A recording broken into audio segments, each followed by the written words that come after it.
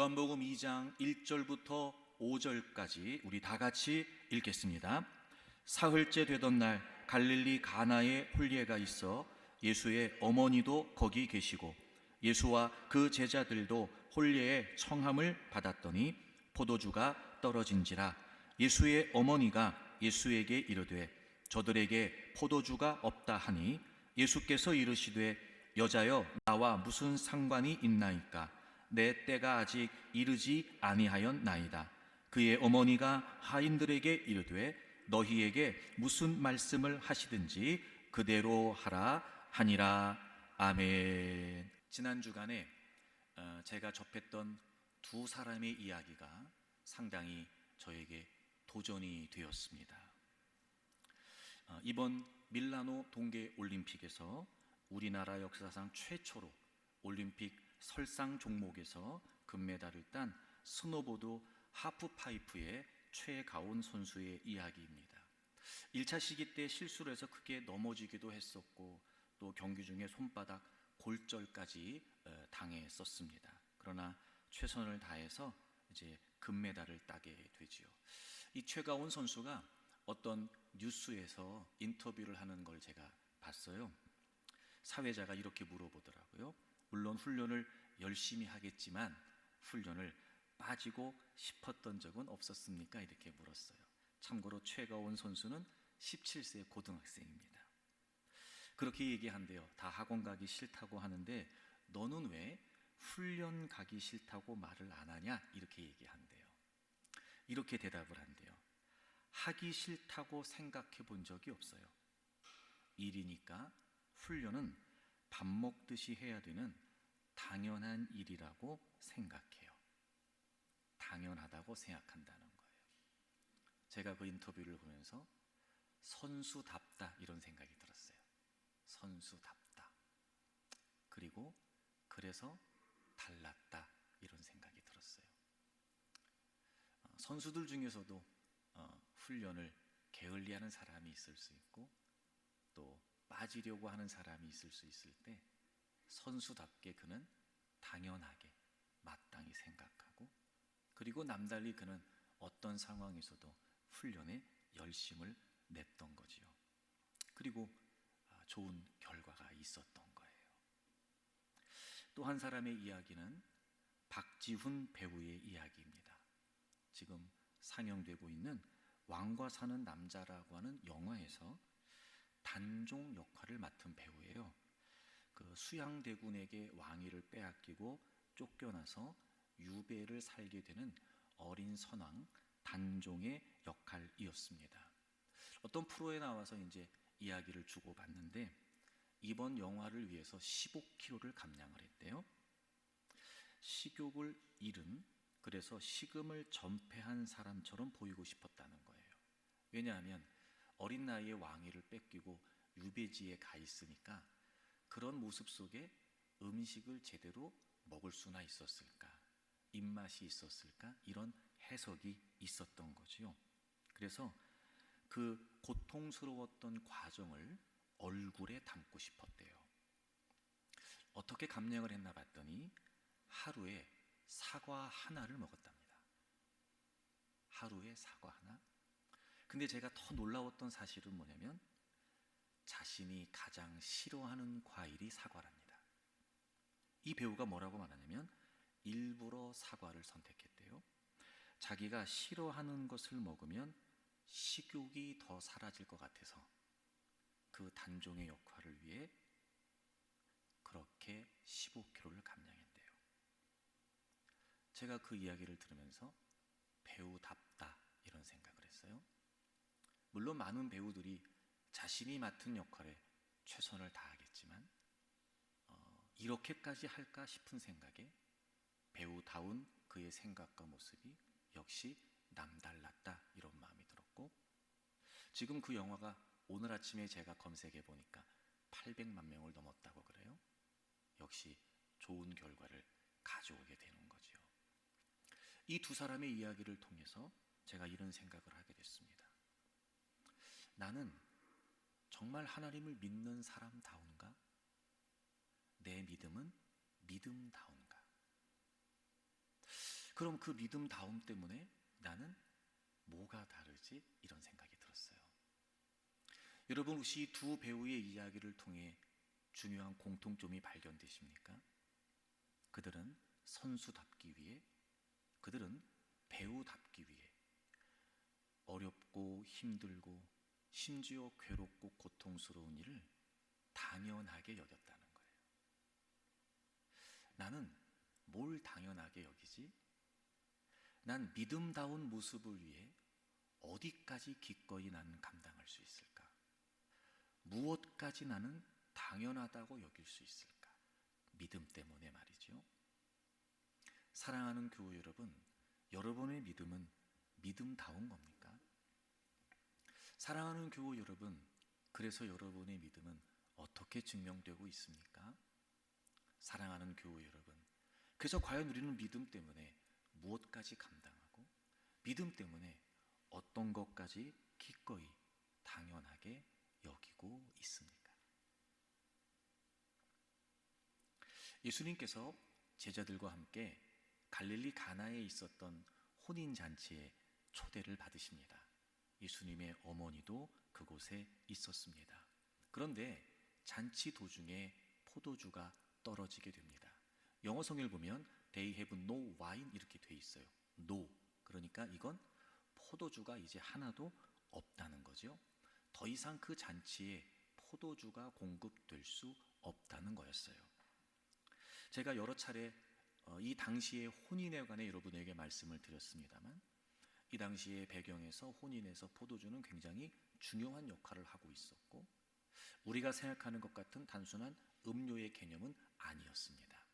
그래서 잔치 도중에 포도주가 떨어진다는 것은 초대된 손님들에게 꽤 큰 결례였으며 그 가정에는 수치스러운 일이다, 이렇게 제가 설명을 드렸지요. 이대로 잔치는 망치는 겁니다. 이렇게 이제 끝나야 되는 상황입니다. 게다가 우리와 상황이 달랐기 때문에 포도주가 떨어졌다는 이 상황은 당시의 배경으로는 그 어떤 방법으로도 해결될 수 없었던 겁니다. 이 당시에 포도주가 떨어졌다는 상황은 그 어떤 방법으로도 해결이 될 수 없었던 겁니다. 그때 예수님의 어머니가 등장하지요. 자, 여러분, 만약 여러분이 이 당시에 그 자리에 있었던 잔치를 열었던 주인이라면 어떻게 하시겠습니까? 물론 그 자리에 주님도 계셨습니다. 주님을 믿는 우리라면 과연 이 당시에 어떻게 했을까?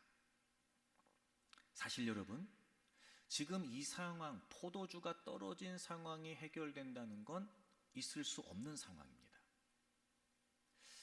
그런 중에 방법이 있다면 어떤 초자연적인 역사로만 가능한 거죠. 예수님의 어머니가 예수님께 포도주가 없다는 상황을 말씀드립니다. 정황상 도움을 요청했던 것이고 포도주가 없는 이 상황을 해결해 달라는 요청이었을 것입니다. 즉, 예수님의 어머니는 믿음이 있었고 주님께서 어떤 초자연적인 역사를 통해서 이 상황을 해결해 주실 것이다 라고 하는 믿음이 있었던 겁니다. 여러분, 믿음이 있었기 때문에, 믿음이 믿음다웠기 때문에 그 당시 상황에서 달랐습니다. 해결될 수 없었어요. 포기입니다. 방법이 없었습니다. 절망입니다. 이대로 그냥 잔치 끝나는 겁니다. 망치는 겁니다. 더 이상 방법이 없습니다. 그래서 당연히 누구라도 포기하고 당연히 누구라도 절망할 수밖에 없는 상황이었는데 예수님의 어머니는 믿음이 있었습니다. 그래서 그런 상황에 달랐지요. 주님에게 도움을 요청했습니다. 주님께서 해결해 주실 것이다 라고 하는 분명한 믿음이 있었던 거죠. 근데 그때 예수님께서 이렇게 하시죠. 아직 내 때가 이르지 않았습니다. 포도주가 떨어진 게 나와 무슨 상관입니까? 이렇게 정중하게 거절하십니다. 당연하죠. 포도주가 떨어진 상황과 예수님은 무관하십니다. 예수님은 그 잔치 손님으로 초대된 분이기 때문에 그렇습니다. 게다가 어떤 초자연적인 역사를 통해서 자신이 메시아이심을 드러내실 때가 아직 되지 않았다는 말씀이었어요. 예수님의 어머니는 이 위급한 상황에 예수님께 도움을 요청했습니다. 근데 예수님께서는 분명히 거절하시죠. 자, 여기에서 여러분 같으면 어떡하시겠습니까? 나름대로 어려운 문제를 만났고 힘겨운 상황을 만나서 예수님께 도움을 요청했는데 여러분, 예수님께서 거절하신 거예요. 나하고 무슨 상관이냐? 아직 내 때가 아니다. 만약 예수님이 이렇게 거절하셨다면 여러분 같으면 어떻게 하시겠습니까? 누구라도 실망하고 원망하겠죠. 아니, 예수님이 그러실 수 있어요? 이런 다급한 처지에 그래도 내가 주님을 믿는 믿음 때문에 주님께 도움을 요청했는데 거절하시다니요. 주님, 어떻게 나한테 그러실 수가 있어요? 에이, 주님에게 도와달라고 해도 소용이 없네. 실망하고 원망했겠죠. 근데 예수님의 어머니는 예수님을 믿는 믿음이 있었고 그 믿음다운 모습은 달랐어요. 희한하죠? 주님은 분명히 정중하게 거절하셨는데 예수님의 어머니는 하인들을 불러 모으더니 야, 너네들 예수님이 무슨 말씀을 하시든지 그대로 다 해야 된다라고 당부합니다. 여러분, 우리는 알아요. 예수님하고 예수님의 어머니하고 얘기된 게 없어요. 오히려 예수님은 거절하셨죠. 여러분 같으면 어떻게 하시겠습니까? 예수님의 어머니의 믿음은 믿음다웠습니다. 그래서 달랐죠.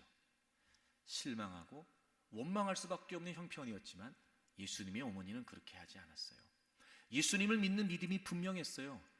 예수님께서 무엇을 행하실 수 있다는 것을 확신했어요. 그리고 도움을 요청했던 그가 이제 예수님께 순종하기로 결단한 거예요. 그리고 하인들에게 당부를 하게 됩니다. 예수님께서 항아리에 물을 채우라고 하셨고 그 물을 떠서 연회장에게 갖다 주라고 하셨어요. 그리고 우리는 알죠? 바로 그 물이 포도주가 되는 기적이 나타나게 된 것입니다. 여러분, 믿음이 믿음답다는 건 다르다는 거예요. 달라야 믿음이 믿음다운 겁니다. 믿음이 믿음다우면 다른 모습을 통해 믿음이구나 분명히 증명됩니다. 결과를 통해 믿음이었구나 증명됩니다. 사랑하는 교우 여러분, 우리의 믿음이 믿음다웠으면 좋겠습니다. 그래서 그 믿음 때문에 어떤 상황에서도 좀 달랐으면 좋겠습니다. 그리고 그 믿음다운 믿음을 통해 여러분의 삶에도 이런 하나님의 역사들이 나타나면서 여러분의 믿음이 증명되기를 바랍니다. 그럼 여러분, 우리가 믿음이 있다고 말하면서 그 믿음다움이 다름으로 나타난다는 궁극적인 모습은 뭐냐면 순종이었던 거예요. 여러분, 믿음은요, 단순히 도움을 요청하는 게 믿음이 아니에요. 믿음은 도움을 요청하는 것에서 넘어서서 정말 그 도움이 오직 주님에게 있기 때문에 그분의 말씀에 순종하는 것이 진정한 믿음의 모습이 되지요. 그게 다른 거예요. 그게 다른 거예요. 그리고 순종하면 증명되는 거죠. 그러므로 오늘도 믿음으로 살고 있는 저와 여러분들이 궁극적으로 추구해 가야 될 남다른 믿음의 모습, 믿음다운, 그래서 남다른 믿음의 모습은 뭐냐면 순종하는 거예요. 순종하는 거예요. 그게 진짜 믿음이에요. 그래서 지난 주일에 순종이 무엇인지에 관해서 첫 번째 말씀을 드렸고 오늘은 두 번째 말씀을 함께 나누려고 합니다. 지난주에 그 말씀 드렸어요. 순종은 상황 때문에 하는 것이 아니라 말씀 때문에 하는 것이다. 제가 이렇게 말씀을 드렸어요.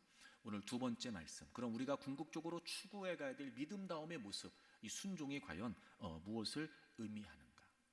예수님께서 하인들에게 그 항아리에 물을 채우라고 말씀하셨어요. 그래서 항아리에 물을 가득 채웠습니다.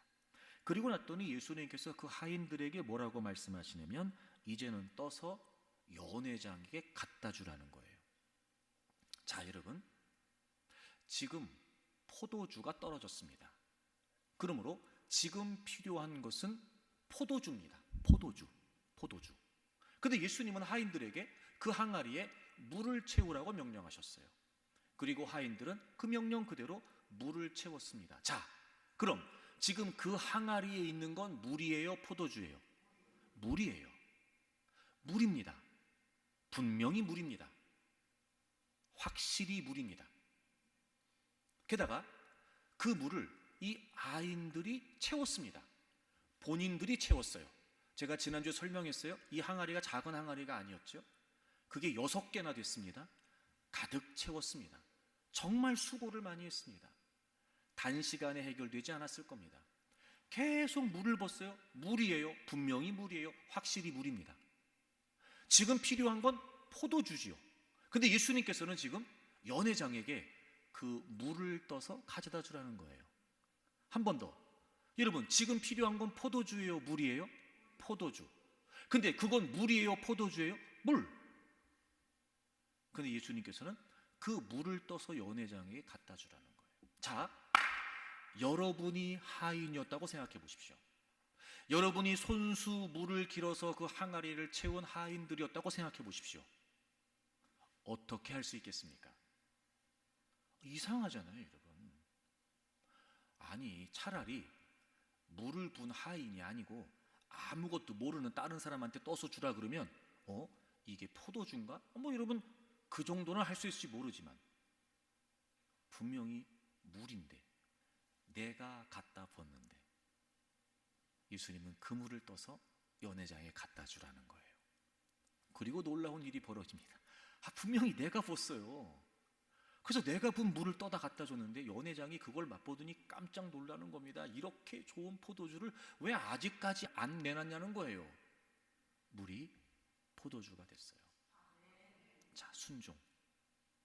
여러분, 순종은 경험으로 하는 게 아니라 말씀으로 하는 거예요. 내가 경험했어요. 내가 부었다니까, 여러분. 게다가 지금까지의 경험으로 알아요. 제가 여러분 물어볼게요. 자, 포도주를 물로 만들어요? 포도주는 포도로 만들어요. 물만 가지고는 포도주를 만들 수가 없어요. 포도주엔 반드시 포도가 필요해요. 경험상. 이 경험에는 지식, 정보를 다 포함하겠죠? 하인들이 보기에도 이상했을 거예요. 자기들이 물을 붓어요.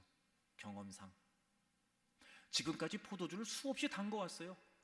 제가 설명드렸던 것처럼 그 지역에서 가장 많이 나는 포도. 음료 대신 사용하기 위해 늘 포도주를 담궈왔던 사람들이에요. 지금까지 자신들이 해왔던 경험에 의하면 포도 없이 포도주가 된 적이 없어요. 근데 희한하죠. 주님은 물을 부으라고 하고 그 물을 갖다 주라고 하세요. 경험상 맞지 않아요. 이론상 맞지 않는다고요. 지금까지의 지식과 정보에 맞지 않아요. 근데 그 물을 떠서 갖다 주는 그 순종이 기적이 됐어요. 그게 믿음다움이에요. 달랐죠. 누가 그걸 떠다 주겠습니까? 누가 그 일을 할 수 있겠어요? 달랐어요. 그래서 순종이에요. 순종은 경험으로 하는 것이 아니라 말씀으로 하는 것입니다. 제가 누누이 여러분에게 강조했어요. 하나님은요, 여러분이 어떤 형편, 어떤 처지, 어떤 어려움 속에 있는지 다 아세요. 우리가 얘기하지 않아도 주님은 다 아시죠. 그래서 우리 안에는 늘 주님이 도와주시기를, 주님이 해결해 주시기를, 주님이 좀 풀어주시기를 원하는 마음이 늘 우리에게 있어요. 때론 여러분 길을 가다가도 그 문제를 생각하면 그래, 주님밖에 도와주실 분이 없는데 주님 도와주세요. 우리 그런단 말이에요. 여러분 집안일을 하면서도 문득문득 떠오를 때마다 주님이 도와주셔야 됩니다. 우리 늘 그런 마음이죠. 운전을 하고 가다가도 때론 이런 막 분주하게 움직이다가도요, 문득 그 문제가 떠오르면 마음이 상하면서 이거 주님 빨리 해결해 주셔야 되는데, 주님이 역사해 주셔야 되는데, 우리 그런 마음이 있어요. 주님은 다 아세요. 그래서 때로는 우리가 성경을 펼칠 때마다, 때로는 우리가 예배 자리에 다가와 하나님 말씀을 들을 때마다 하나님은 우리에게 말씀해 주세요. 즉 깨닫게 해주시고 감동해 주시고 무언가를 알게 해주신단 말이에요. 근데 문제는 뭐냐면 우린 그 말씀대로 내 말씀으로 여기고 순종하려고 하지 않고 자꾸 경험 따지는 거예요. 자꾸 지식을 따지고 정보를 따지는 거예요. 이론을 따지는 거예요. 그래서 지금 내 이 상황하고 오늘 주신 그 말씀이 무슨 의미가 있냐는 거예요. 즉 포도주가 떨어진 상황하고 물 갖다 부은 사람한테 그 물을 떠다 주라는 게 무슨 의미가 있냐는 거예요. 내가 지금까지 살아왔고 내가 지금까지 경험해봤고 내가 지금까지 인생을 겪어봤는데 이건 아니라는 거죠. 지금 내가 처해 있는 이 문제 속에는 이게 답인 거예요. 즉 포도주에 포도가 필요하다라고 하는 이 우리의 경험과 지식이 주님의 말씀을 자꾸 제한하고 주님의 응답을 자꾸 제한하는 거예요. 그리고 믿음이 있다고 말하고 때로는 간절하고 애절하게 주님의 도움을 요청하지만 우리의 삶엔 아무도 역사가 없어요. 믿음이 소용이 없나? 믿음이 무의미한가? 회의에 빠지고 의심에 빠지기도 하죠.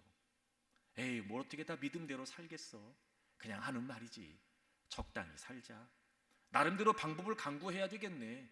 기적은 성경에나 나오는 얘기고 나하고는 상관없는 얘기지. 우린 그러고 살아요. 알아서 포기하고 알아서 좌절하고 적당히. 여러분, 제가 늘 말씀드리지만 차라리 예수님을 안 믿으면 모를까?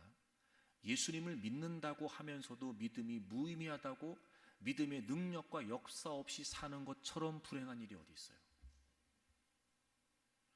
분명히 제가 이 질문하면 여러분 다 아멘 하실걸요? 여러분, 하나님은 살아계십니까? 다 아멘 할 거 아니냔 말이에요. 하나님은 능력 있으십니까? 다 아멘 할 거잖아요. 하나님은 지금도 역사하십니까? 다 아멘 할 거잖아요. 아멘은 아멘이고 의심은 의심이고. 이게 얼마나 불행해요. 이게 얼마나 힘들어요.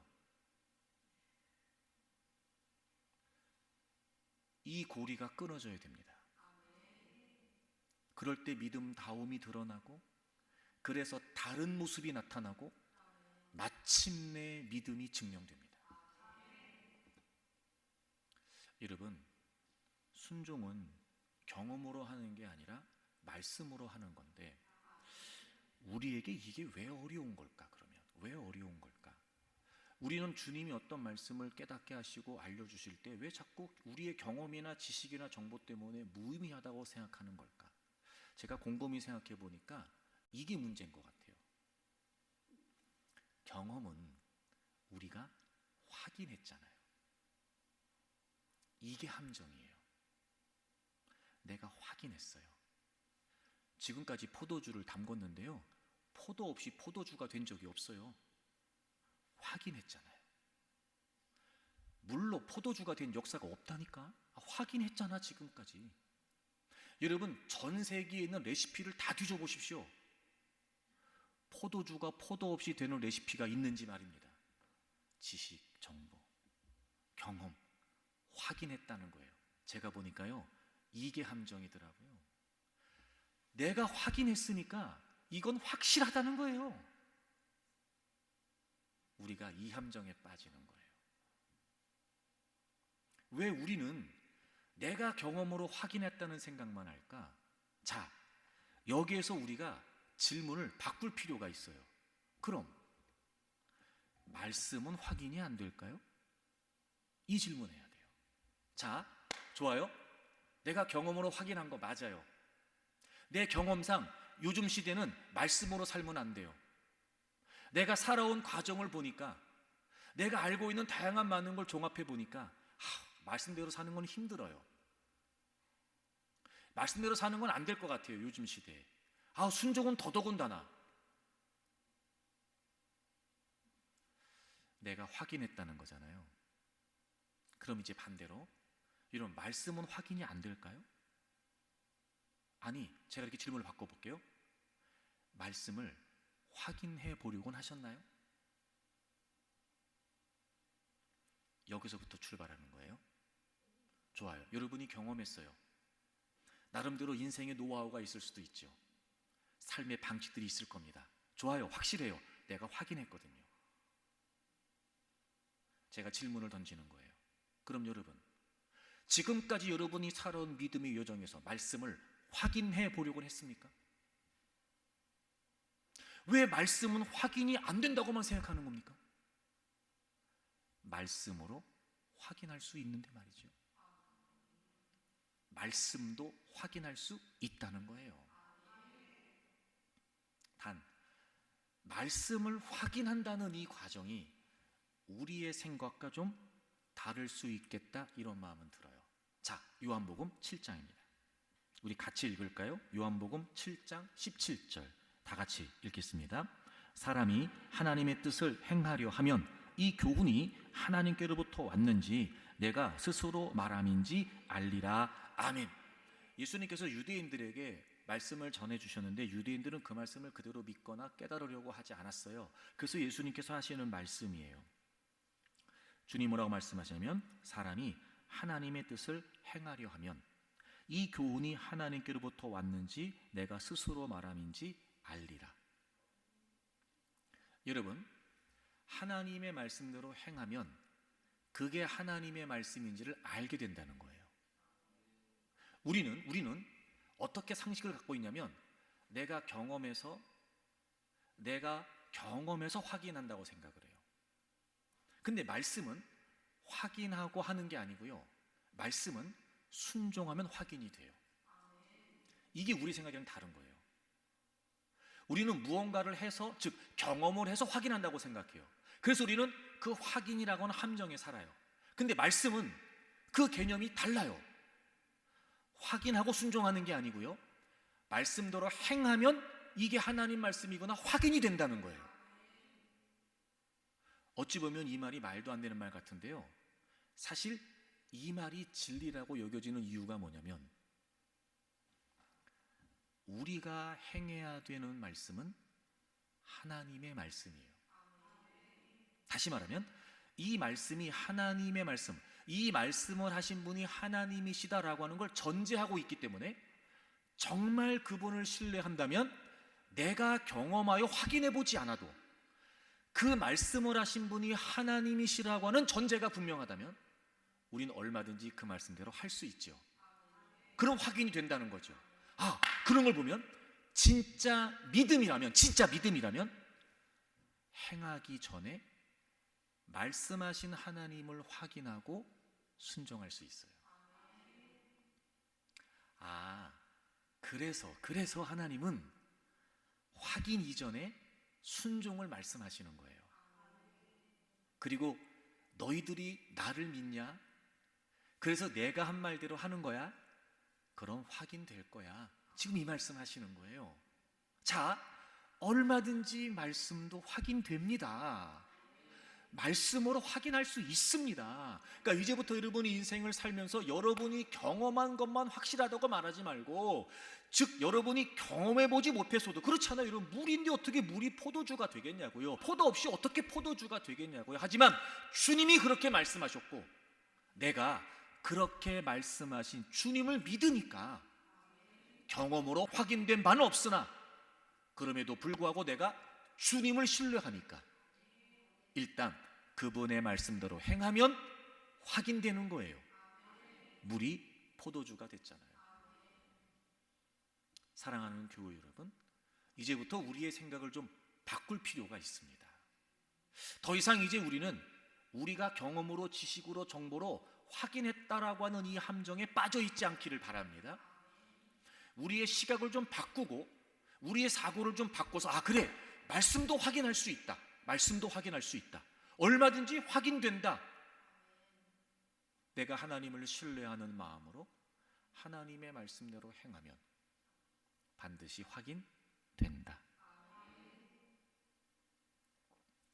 그래서 여러분, 진짜 우리가 경험이라고 하는 한계를 뛰어넘어서 말씀을 그대로 순종하기를 원한다면 우리는 순종이라고 말할 때, 믿음이라고 말할 때 뭘 한다 안 한다의 문제가 아니고 그 말씀을 하신 주님이 누구이신지에 관해 더 집중해야 돼요.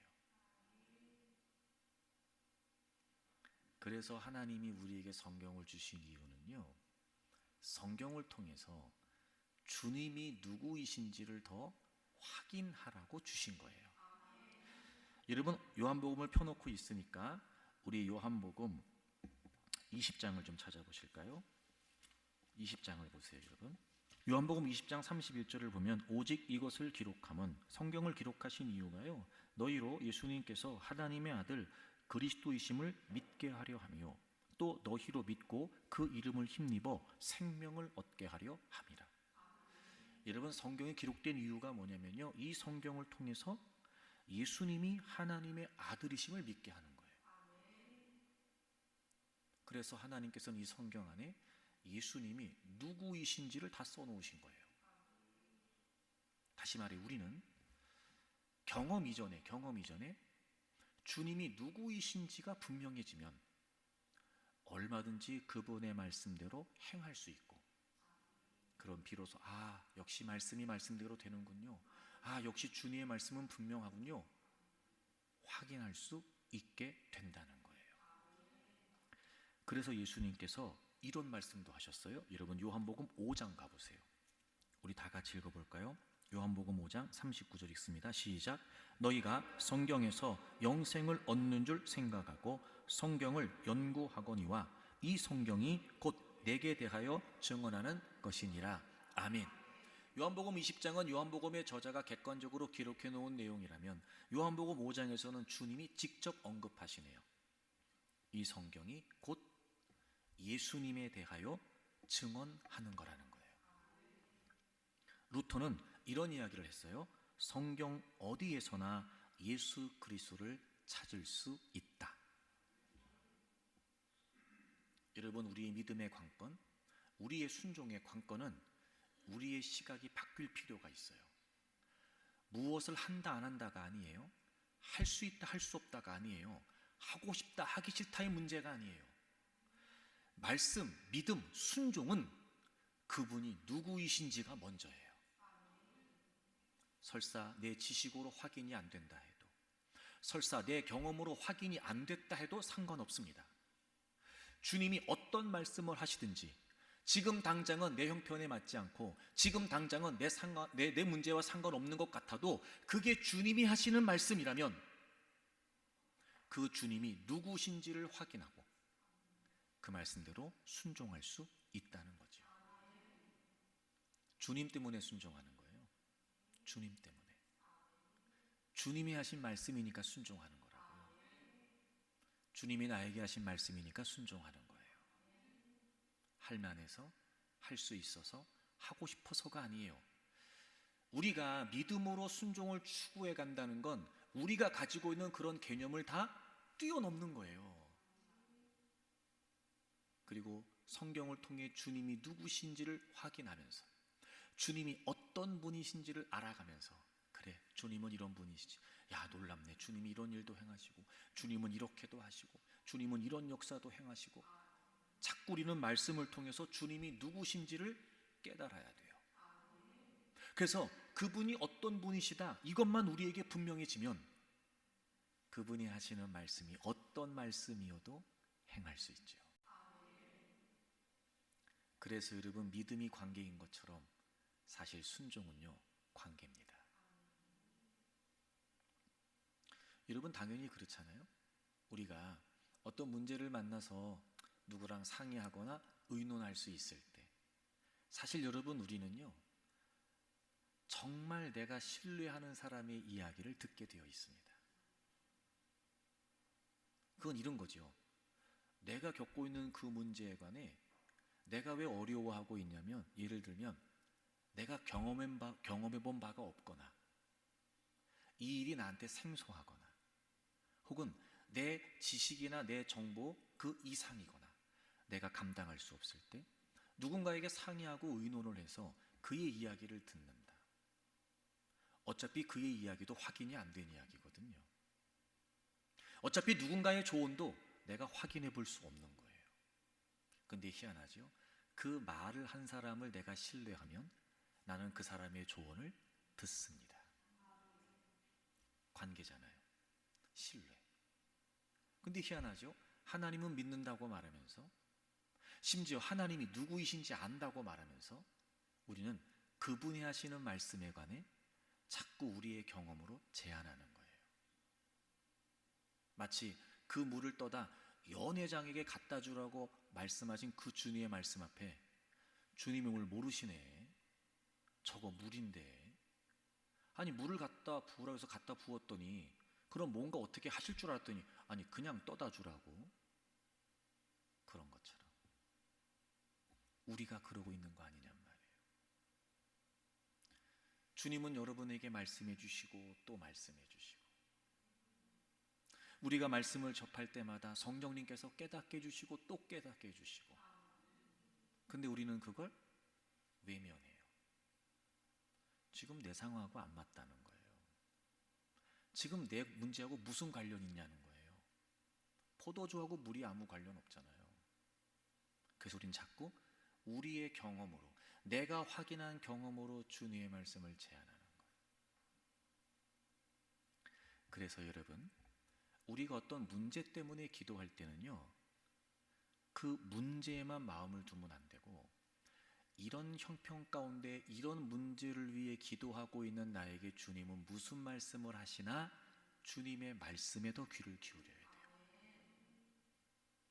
그리고 때로는 아무런 상관이 없는 말씀 같아도, 특히 내 경험이나 내가 알고 있는 지식이나 정보에 맞지 않는다 하더라도 주님이 그 말씀을 주셨다면 사실 그때부터 우리는 그 말씀이 지금 내 문제에 어떤 의미인지를 고민하면서 기도해야 돼요. 그러니까 문제를 위해 기도한다라고 우리가 보통 말할 때, 문제를 위해 기도한다라고 말할 때 기도의 핵심은 문제가 아니고 말씀이어야 돼요. 제가 늘 여러분에게 강조하지만, 여러분이 어떤 상황이 있든지 간에 성경을 읽거나 설교를 들을 때 그 말씀이 마음에 담아지는 건 성령님께서 하시는 거예요. 여러분을 아시니까. 그 말씀이 위로가 되고, 그 말씀이 소망이 되고, 그 말씀이 응답이 되도록 그 말씀을 통해 역사하실 거니까. 그래서 그 말씀을 주셨으면 처음에는 이게 무슨 말씀이야? 아니 뜬금없이 물을 부으라고 하시고, 아니 또 물을 갖다 또 주라고 하시네. 지금 필요한 건 포도주인데 이게 무슨 의미야? 라고 생각이 들겠지요. 그건 우리가 그 문제에만 마음을 빼앗기고 있어서 그래요. 그럴 때 그래, 주님이 말씀하셨다고? 주님이 이거는 말씀하신 거야? 나를 너무나 잘 아시는 분인데, 나를 너무나 사랑하시는 분인데, 그분이 이 말씀을 하셨다고? 그래, 이유가 있을 거야. 그리고 그때부터 그 주님의 말씀에 의미를 부여하고 고민하는 거예요. 이 말씀이 어떤 의미일까? 왜 이 말씀일까? 이 말씀을 가지고 뭘 하라고 하시는 걸까? 구체적으로 그 말씀이 내 상황을 비추는 조명이 되어서 마치 퍼즐의 한 조각을 맞춰가듯, 이거 하라고 하시는 거군요. 이렇게 하라고 하시는 거군요.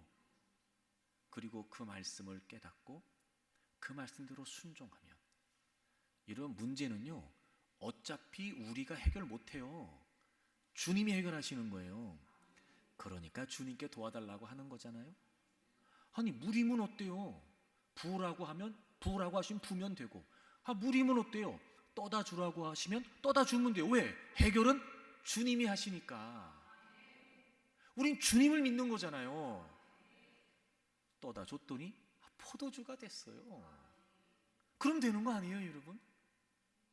그러니 이제부터 여러분의 경험, 지식, 정보 다 내려놓으세요.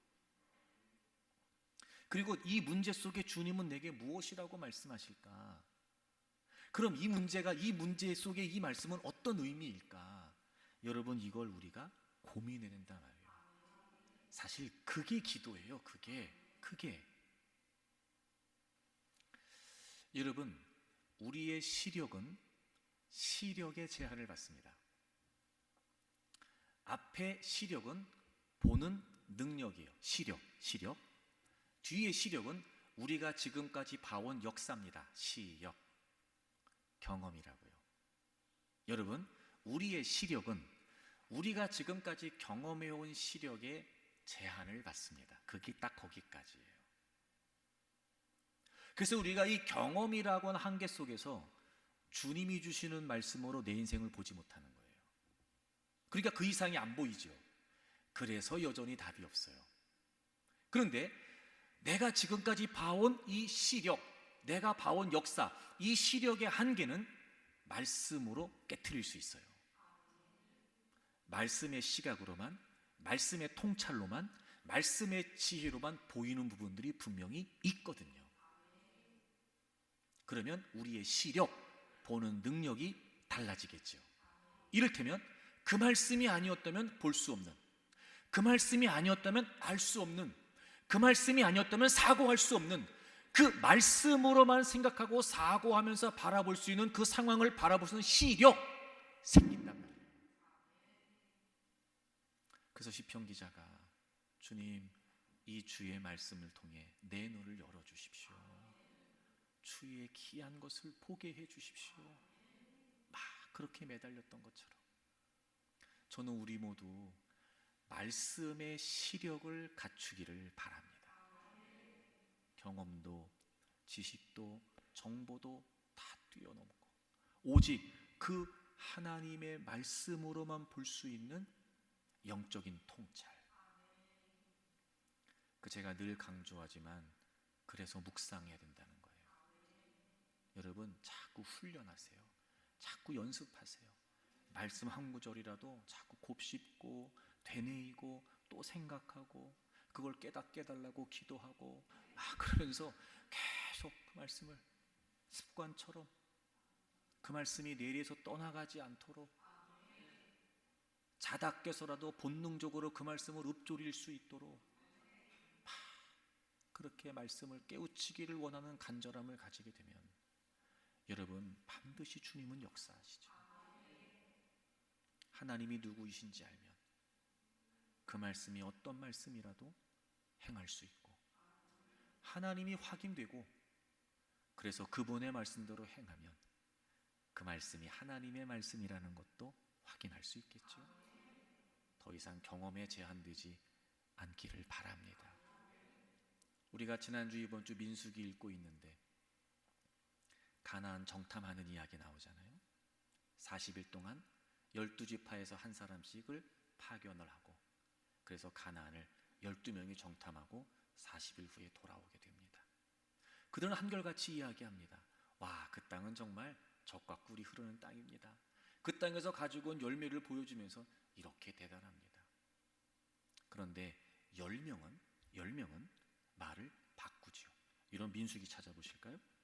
13장 분명히 27절에 우리를 보낸 땅에 간즉 과연 그 땅에 젖과 꿀이 흐릅니다. 그 땅은 좋은 땅이라고 얘기를 해요. 근데 28절에 그러나 어조가 바뀌어요. 그 땅 거주민은 강하고 성읍은 견고하고 심이 크다. 그리고 거기서 안악자손을 봤다. 그러면서 뭐라고 말하냐면 31절 그와 함께 올라갔던 사람들은 이르되 우리는 능히 올라가서 그 백성을 치지 못하리라. 그들은 우리보다 강하니라. 이스라엘 자손 앞에서 그 정탐한 땅을 악평하여 이르되 우리가 두루 다니며 정탐한 땅은 그 거주민을 삼키는 땅이요 거기서 본 모든 백성은 신장이 장대한 자들이며 거기서 네피림 후손인 아낙 자손의 거인들을 보았으니 우리는 스스로 보기에도 메뚜기 같다. 그들이 보기에도 그와 같다 얘기를 해요. 여러분 그들이 정탐하고 돌아와서 보고하는 내용에 가장 많이 등장하는 표현이 뭔지 아세요? 28절 맨 뒤에 보세요. 봤다는 거예요. 봤다. 32절 중간에 정탐했다. 우리가 봤다는 거죠. 그 밑에 거기서 봤다. 본 또 나와요. 33절 거기서 자손의 이 아낙 자손의 거인들을 봤다. 지금 뭐 얘기하는 거예요? 보고 왔어요. 경험했어요. 거짓말 아니에요, 여러분. 이게 사실이에요. 보고 왔어요. 경험했어요. 40일 동안 자세히 살폈어요. 그리고 내린 결론이 뭐예요? 우리는 차지하지 못한다. 우리는 정복하지 못한다. 자, 그럼 보세요. 경험상 하나님 말씀이 틀려요. 경험상 하나님 말씀대로 될 수가 없어요. 정보를 따져봤을 때 하나님 말씀대로 안 돼요. 아니, 하나님은 아브라함 때부터 약속하셨는데 그 땅을 주신다고? 에이, 하나님 잘못 말씀하신 거예요. 하나님 말씀이 틀려요. 시대가 바뀌었어요. 요즘 어떻게 다 말씀대로 살아요? 안 돼요, 안 됩니다. 아유, 참 바보 같아. 우리 목사는 맨날 말씀 얘기만 해. 시대가 어느 시대인데. 말씀이 틀려요. 내가 보니까 아니에요. 가보니까 그렇지 않던데. 살아보니까 그렇지 않아. 만만치가 않아요. 말씀대로 못 살아요. 안 됩니다, 말씀대로. 그 말이잖아요. 근데 여호수아 갈렙은 어땠어요? 달랐어요. 달랐어요. 14장 7절. 이스라엘 자손의 온 회중에게 말하여 이르되 우리가 두루 다니며 정탐한 땅은 심히 아름다운 땅이라. 말이 다르죠, 여러분? 8절. 여호와께서 우리를 기뻐하시면 우리를 그 땅으로 인도하여 들이시고 그 땅을 우리에게 주시리라. 이는 과연 젖과 꿀이 흐르는 땅이니라. 다만 여호와를 거역하지는 말라. 또 그 땅 백성을 두려워하지 말라. 그들은 우리의 먹이라. 그들의 보호자는 그들에게서 떠났고 여호와는 우리와 함께 하시느니라. 그들을 두려워하지 말라.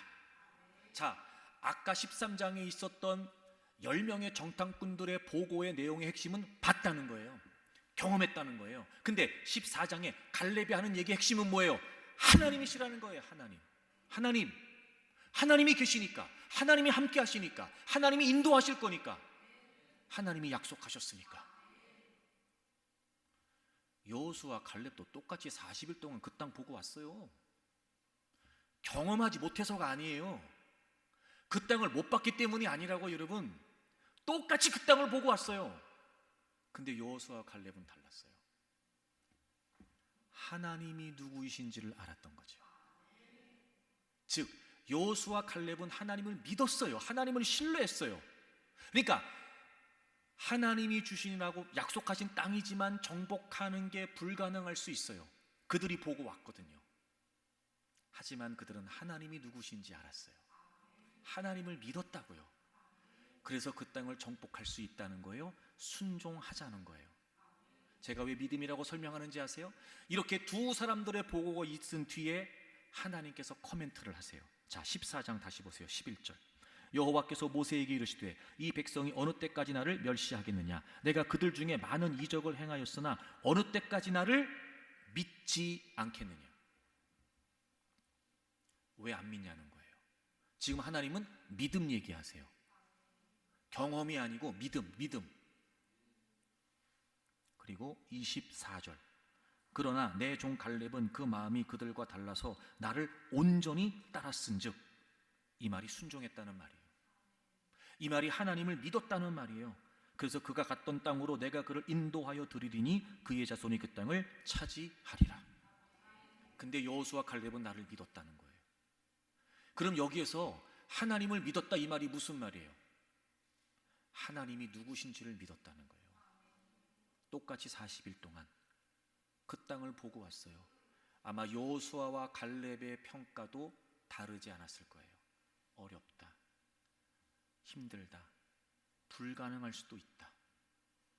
하지만 여호수아와 갈렙은 하나님이 주신 약속의 땅이라는 것 이전에 하나님이 누구신지를 알았던 거예요. 약속하신 하나님이 어떤 분이신지를 알았던 거죠. 경험이 아니고 하나님, 정보가 아니고 하나님. 그리고 그게 하나님 말씀하신 거니까, 하나님 주시겠다고 했으니까 우리 정복할 수 있습니다. 차지할 수 있습니다. 그리고 어떻게 됐어요? 정복했어요. 여호수아 14장을 가보세요. 6절부터 보시면 그때에 이렇게 시작해요. 그때가 우리가 지금 본 그때예요. 우리가 지금 45년을 훌쩍 뛰어넘었어요. 지금 이제 그 전에 가데스 바네아에서 그때에 9절 보겠습니다. 그날에 모세가 맹세하여 이르기를 내가 내 하나님 여호와께 충성하였은즉 네 발로 밟는 땅은 영원히 너와 네 자손의 기업이 되리라 하였나이다. 그 민수기 14장 얘기를 그대로 하는 거예요. 10절. 이제 보소서 여호와께서 이 말씀을 모세에게 이르신 때로부터 이스라엘이 광야에서 방황한 이 45년 동안을 여호와께서 말씀하신 대로 나를 생존하게 하셨나이다. 오늘 내가 85세입니다. 45년 동안 한결같은 믿음으로, 어제의 믿음이 오늘의 믿음이고 오늘의 믿음이 오늘의 믿음인 거예요. 45년을 한결같이. 12절. 그날에 여호와께서 말씀하신 이 산지를 지금 내게 주소서. 당신도 그날에 들으셨거니와 그곳에는 아낙 사람이 있고 그 성읍들은 크고 견고할지라도 여호와께서 나와 함께 하시면 내가 여호와께서 말씀하신 대로 그들을 쫓아내리이다. 또 고백하죠. 그 땅은 만만치 않아요. 거인족들이 살고 있어요. 성읍은 크고 견고해요. 여전히 그 땅은 쉽지 않아요. 근데 역시나 갈렙의 믿음도 여전했어요. 그날에 내게 약속하셨죠. 그 땅 내가 차지합니다. 내가 올라가 싸웁니다. 그 땅을 내게 주십시오. 14절, 헤브론이 그니스 사람 여분네 아들 갈렙의 기업이 되어 오늘까지 이르렀다. 마침내 그 땅을 차지했고 이 여호수아 기록될 때까지 여전히 그 땅은 갈렙과 갈렙 지파 그 족속들의 땅이 됐단 말이에요. 그가 확인했던 하나님, 그리고 그가 확신했던 하나님의 말씀, 여러분, 그 말씀이 그대로 그의 미래로 이루어졌어요. 하나님이 누구이신가? 경험이 아니고 하나님이 누구이신가? 지식이 아니고, 만약 우리가 여전히 하나님을 믿는다고 말하고 하나님을 안다고 말하지만 우리의 생각과 사고가 우리의 지식과 경험에 제한되고 있다면 우리는 하나님을 모르는 거예요. 안다고 말할지 모르지만 모르는 거예요. 믿는다고 말할지 모르지만 안 믿는 거예요. 그게 문제예요. 그런 걸 보면 포도주가 떨어진 게 문제가 아니에요. 믿음이 없는 게 문제예요. 여러분, 부족한 게 문제가 아니라고요. 믿음이 부족한 게 문제예요. 내가 정말 주님을 신뢰하는가? 내가 정말 알고 있는 그 주님을 나의 주님으로 믿고 있는가? 경험이라고 하는 한계를 뛰어넘어 그분을 확인하고 그분의 말씀으로 바라보면서 난 얼마나 순종하려고 하는가. 사랑하는 여러분, 힘드시지요? 어려우시지요? 요즘은 더 그래요. 특히나 경제적으로도 쉽지 않은 때가 됐습니다. 그래서 저는 이 말씀이 더 간절했습니다. 사랑하는 여러분, 포도주 떨어진 거 문제되지 않습니다. 걱정하지 마세요. 염려하지 마세요. 이를테면 돈 떨어진 거 걱정하지 마세요. 그보다 주님이 오늘 내게 뭐라고 하시나? 주님은 내가 뭘 순종하기를 원하시나? 뜬금없고 맥락 없는 것 같아도 지금까지 여러분에게 주님이 감동해 주셨던 말씀들이 있었을 테고, 지금까지 주님이 여러분에게 행하라고 하신 말씀이 있었을 텐데 나는 지금 순종하고 있나? 여러분, 문제에 집중하지 말고 주님의 말씀에 집중하세요. 순종은 경험으로 하는 게 아니라 말씀으로 하는 거예요. 주님을 확인하고 확신하고 그렇게 순종하면서 우리에게도 주님께서 행하시는 역사들이 있기를 바랍니다. 문제가 더 문제 때문에 힘겨워지는 게 아니라 오히려 그 문제 때문에 새로운 주님의 역사를 경험하면서 믿음다움이 증명되기를 바랍니다. 그렇게 순종을 결단하는 우리 모두 우리의 삶의 자리에 하나님이 행하시기를 원하시는 아름다운 역사들이 있기를 주의 이름으로 축복합니다.